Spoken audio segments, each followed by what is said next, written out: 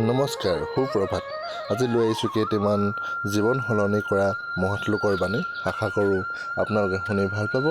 যদি শুনি ভাল পায় লাইক, কমেণ্ট, শ্বেয়াৰ আৰু ছাবস্ক্ৰাইব কৰিবলৈ নাপাহৰিব। মূৰ্খ লোকৰ কাৰণে সমাজ নষ্ট নহয়।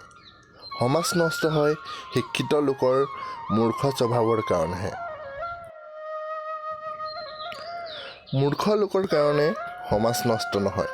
সমাজ নষ্ট হয় শিক্ষিত লোকৰ মূৰ্খ স্বভাৱৰ কাৰণেহে। পাপ শৰীৰৰ পৰা নহয়, মনৰ পৰা সৃষ্টি হয়। যিমানেই গংগাত স্নান নকৰা কিয়, গংগাৰ পানীয়ে শৰীৰহে পৰিষ্কাৰ কৰে, মানসিকতা নহয়। শৰীৰ আৰু সম্পত্তিক লৈ কেতিয়াও অহংকাৰ নকৰিব। অসুস্থতা আৰু দৰিদ্ৰতা কেতিয়াও কাকো কৈ নাহে। আটাইতকৈ মূল্যৱান সম্পদ হৈছে জ্ঞান।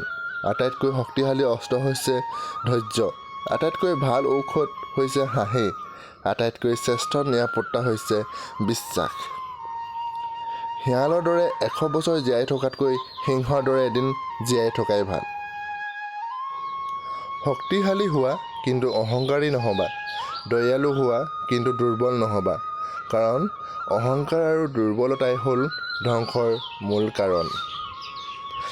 এখন দেশত যদি ধ্বংস কৰিব বিচৰা, তেন্তে মানুহৰ মাজত ধৰ্মৰ নামত যুঁজ লগাই দিয়া। দেখি এনেই ধ্বংস হৈ যাব। মহিলা বয়স আৰু পুৰুষৰ উপাৰ্জনৰ বিষয়ে কেতিয়াও সুধিব নালাগে। মহিলাই সদায় আনৰ বাবে জীয়াই, আনহাতে পুৰুষে কেতিয়াও নিজৰ বাবে উপাৰ্জন নকৰে। কাকো সৰু বুলি নাহাঁহিব, কাৰণ ভৰি তলৰ দুবৰি বনহে পূজাত লাগে, মূৰৰ ওপৰৰ বৰগছ নহয়। অতিৰিক্ত অহংকাৰ পতনৰ লক্ষণ আৰু অতিৰিক্ত সৰলতা ঠগ খোৱাৰ লক্ষণ। সূৰ্যৰ তাপ আৰু পিতৃৰ ক্ৰোধ দুয়োটাই সহ্য কৰিব শিকক, কাৰণ সূৰ্য ডুবিলে পৃথিৱী অন্ধকাৰ আৰু পিতৃ নহ'লে জীৱন অন্ধকাৰ হৈ যায়। আজি ইমানতে বিদায় মাগিছোঁ। আকৌ এটি নতুন ভিডিঅ'লৈ আহি আছোঁ আপোনালোকৰ মাজলৈ।